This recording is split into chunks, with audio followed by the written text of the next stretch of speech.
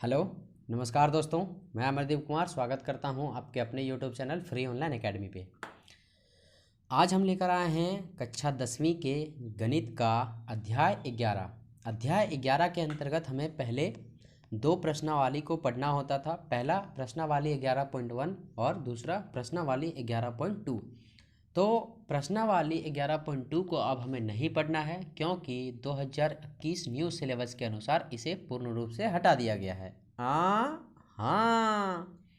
अब हमें सिर्फ प्रश्नावली 11.1 को पढ़ना है।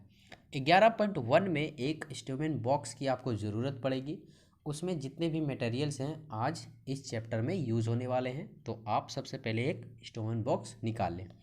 आइए हम देखते हैं प्रश्नावली 11.1 का क्वेश्चन नंबर 1। यहाँ पे है 7.6 सेंटीमीटर का एक रेखाखंड खींचिए और इसे 5:8 में विभाजित कीजिए और दोनों भागों को मापिए। तो यहाँ पे बहुत ही ये आसान क्वेश्चन है, आइए देखते हैं। तो सबसे पहले हम एक यहाँ पे 7.6 सेंटीमीटर का एक रेखाखंड खींचेंगे कुछ इस तरह से। तो यहाँ पे आप देख पा रहे होंगे ये यहाँ से यहाँ तक 1 सेंटीमीटर, 1 सेंटीमीटर, 2 सेंटीमीटर, 3, 4, 5, 6, ये रहा मेरा 7। ठीक है, तो यहाँ पे हम 7 को जैसा कि देख पा रहे हैं, तो सबसे पहले हम क्या करेंगे, यहाँ पे एक बिंदु को इंडिकेट करेंगे 0 पे। ठीक है, उसके बाद हम यहाँ पे देखेंगे तो यहाँ पे आपको नज़र आ रहा होगा 7 और ये मेरा है 5, यानी कि 7.5, 7.5 और यहाँ पे आ रहा होगा 6 नज़र। तो आपको ये ध्यान में रखना है 7.5 नहीं बोला है, 7.6 बोला है, यानी कि 7.6। तो यहाँ पे आप देख पा रहे हैं कि आपको 6 कहाँ पे नज़र आ रहा है, बिल्कुल इस जगह पे है ना। तो यहाँ पे इसके आगे हम एक बिंदु को इंडिकेट करेंगे कुछ इस टाइप का। ठीक है, इसके बाद हम इन दो बिंदुओं को मिला देंगे। तो आइए मिला देते हैं। ठीक है, हम इन्हें एक नाम दे देंगे, जैसे ये रहेगा, ये मेरा ए और ये बी। ठीक है, इसके बाद ये जो रेखाखंड है ये हमारा 7.6 सेंटीमीटर लंबा है। ठीक है, अब हमें इसके बाद एक न्यून कोण की रचना करनी है। ठीक है, न्यून कोण आप पढ़े होंगे, जैसा कि आप देख पा रहे हैं। अगर मेरा ये स्केल अगर सीधा रखेंगे पूर्ण रूप से तो ये 90 डिग्री का एंगल बनेगा, मतलब ये समकोण। और अगर हम इस तरह का अगर झुकाएंगे तो ये अधिक कोण हो जाएगा, और हम अगर ऐसे करेंगे तो ये न्यून कोण हो जाएगा। तो आप कोई भी एंगल पे आप न्यून कोण बना सकते हैं अपने मन से। तो हम यहाँ पे एक न्यून कोण की एंगल हम कुछ इस टाइप का ले लेते हैं और एक हम ऐसे करके रेखा खींच देते हैं। ठीक है, आपको भी ऐसा ही करना है। खींचने के बाद आप इसे अपने मन से कितना भी लंबाई ले सकते हैं। लंबाई लेने के बाद आप प्रकाल को लेंगे। इसके बाद हमें बोला गया है प्रश्न क्रमांक में कि रेखा को 5:8 में विभाजित करना है। ठीक है, तो 5 और 8 मिला के 13 होते हैं। तो सबसे पहले हमें क्या करना है, ये जो आप लाइन देख रहे हैं इसे हमें 13 चापों में बांटना है, 13 चापों में विभाजित करना है। कैसे करेंगे आइए देखते हैं। तो सबसे पहले आप प्रकाल को 1 सेंटीमीटर के माप पे माप लें, जैसा कि हम माप रहे हैं। इसके बाद आप यहाँ से एक चाप लगाते जाएं। ठीक, तो मैं इस फिगर को थोड़ा घुमा लेता हूँ ताकि नापने में आसानी हो। यहाँ पे 1 सेंटीमीटर का एक हम लोग चाप लगाते जाएंगे, ऐसे हमें 13 चाप लगाने हैं।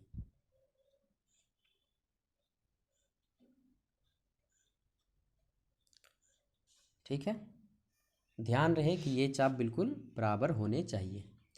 ये मेरा टोटल चाप हो गया। इसके बाद हमें इन चापों को एक नाम से इंडिकेट कर देना है। जैसे ये मेरा ए है तो ये A1 हो जाएगा, ये A2 हो जाएगा, ये A3 हो जाएगा, A4, A5, A6 और ये 13। ठीक है, इतना करने के बाद हमें क्या करना है, हमें बिंदु बी और बिंदु A13 को आपस में मिला देना है। ठीक है, आप देख पा रहे होंगे। तो हम इसको अच्छे से रखेंगे, इसके बाद इसको हम देख लेंगे कि ये स्केल हमारा अच्छे जगह पे आया है कि नहीं। फिर दोनों को आपस में हम ऐसे मिला देंगे।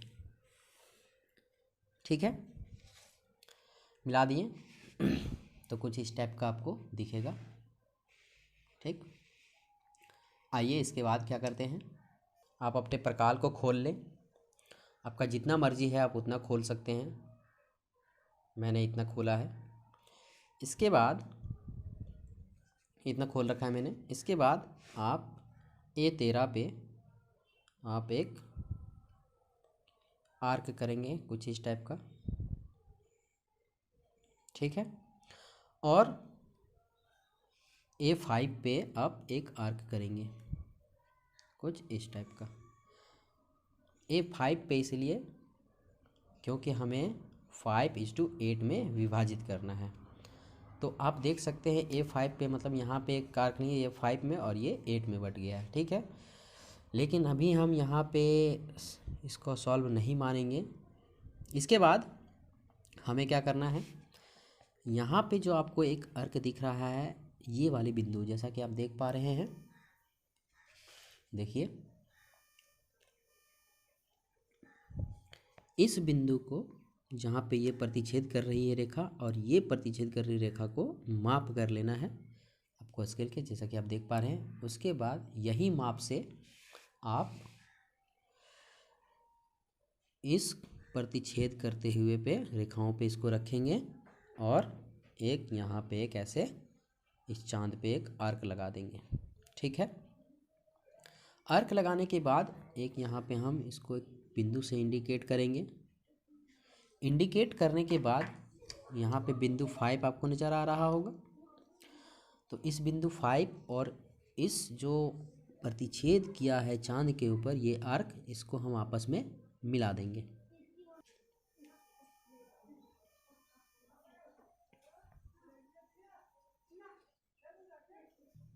तो इसको हम मिला देते हैं, मिल गया। अब आप देख सकते हैं कि ये वाली जो रेखा आपको दिख रही है, ये रेखा और ये रेखा आपको पैरेलल यानी कि समांतर दिख रही होंगी, है ना। तो ये जो है आपका पूरा का पूरा बट चुका है, ये 5 में और ये 8 में। यही हमको बोला गया था कि 5:8 के अनुपात में इसे विभाजित करें। आशा करते हैं कि ये फिगर आप बनाना सीखे होंगे। आइए अब हम रचना देख लेते हैं कि रचना क्या होती है। यहाँ पे एक नाम मैंने नहीं दिया, यहाँ पे बिंदु x दे देते हैं। ठीक है, तो रचनाएं क्या होती हैं तो मैं आपको बता दूं, फिगर ड्रॉ करने के लिए हम जो कदम उठाते हैं उन्हीं स्टेपों को रचना बोलते हैं। तो जैसा कि आप देख पा रहे हैं कि यहाँ मैंने कुछ रचनाओं को सबसे पहले लिख रखा है। जैसे सर्वप्रथम हमने इस फिगर के ऊपर क्या किया था, एक रेखा खींचा था और इसका नाम दिया था AB, और ये जो रेखा है कितनी लंबी है, 7.6 सेंटीमीटर लंबी है। तो यहाँ पे आप देख पा रहे हैं वही चीज़ को हमने यहाँ पे लिखा है। सबसे पहले हमने क्या किया है, तो यहाँ देखिए रचना के स्टेप्स। सबसे पहले हमने क्या किया, AB बराबर 7.6 सेंटीमीटर का एक रेखाखंड खींचा। फिर दूसरा हमने क्या किया, न्यून कोण BAX की रचना की, जैसा कि आप देख पा रहे होंगे फिगर के अंदर BAX, ये है हमारा न्यून कोण यहाँ पे बन रहा है, इसकी एक रचना की हम। इसके बाद तीसरा स्टेप्स में हमने क्या किया, बिंदु A से बिंदु X तक एक रेखा खींचा, मतलब ये वाली देखिए, यहाँ से यहाँ तक एक हमने रेखा खींच दिया। इसके बाद की जो रचना है आइए देखते हैं। इसके बाद यहाँ पे हम देखेंगे तो रेखा AX को, रेखा AX x को 13 बराबर चापों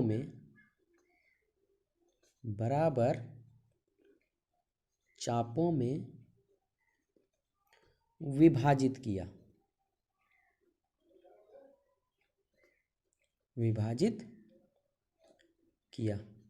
इसके बाद हमने A13 पे एक प्रकार की सहायता से एक कोण बनाते हैं। ठीक है, तो ये जो हम 13 बराबर चाप खींचे हैं, आइए हम देखते हैं किसको बोल रहे हैं। ये जो हमने खींचे हैं वो है पाँचवा जो हम करेंगे, देखिए, तो यहाँ पे पाँचवा हम चरण में लिखेंगे कि यहाँ से बिंदु A13 से हमने एक अर्क खींचा है। तो देखते हैं, आगे बढ़ने से पहले लेकिन देखिए एक चीज़ मेरा छूट जा रहा है यहाँ पे, क्या देखते हैं। ये चाप लगाने से पहले हम बिंदु A13 और B को मिलाए हैं, तो ये भी हमको लिखना पड़ेगा। तो आइए लिखते हैं, तो इसे हम 5 में मेंशन कर देते हैं। बिंदु A13 एवं बिंदु B को मिलाया। इसके बाद हम ये देखेंगे कि यहाँ पे A13 को केंद्र मानकर एक चाप लगाया, उसके बाद A5 को केंद्र मानकर एक चाप लगाया, इसके बाद A5 और इस चाप को हमने मिला दिया। ठीक है, तो आइए हम इसको अगला स्टेप में कैसे लिखेंगे। तो इसको हम 6 में मेंशन करेंगे कि बिंदु A13 को केंद्र मानकर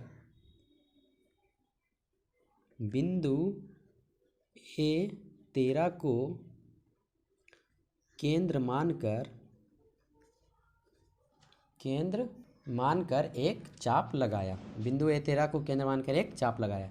इसके बाद हम इसी प्रोसेस में लिखेंगे कि बिंदु A5 को केंद्र मानकर एक चाप लगाया। तो आइए उसको भी लिख लेते हैं। तो इस भी पॉइंट को हमने भी क्लियर कर लिया, बिंदु A5 को केंद्र मानकर एक चाप लगाया, जैसा आप फिगर में यहाँ पे देख पा रहे हैं। ठीक है, अब हमने क्या किया कि यहाँ की माप और यहाँ पे की माप को मिलाया और यहाँ पे एक कट किया और इसको हमने मिला दिया। तो यहाँ पे हम लिखेंगे क्या कि रेखा BX के समांतर रेखा A5 एवं, तो यहाँ पे हम कुछ नाम दे देते हैं इनका, जैसे यहाँ पे हम इसका नाम दे देते हैं Y। ठीक है, तो यहाँ पे हमको लिखने के लिए सुविधा हो जाएगा कि रेखा BX एवं रेखा A5 व Y के समांतर एक रेखा खींचा। तो आइए इसको कैसे लिखेंगे देखते हैं, इसके बाद ये मेरा पूरा क्लियर हो जाएगा। लास्ट वाले बिंदु में हम लिखेंगे रेखा BX के समांतर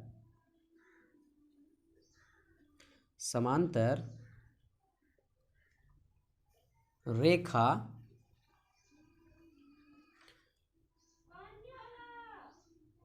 A5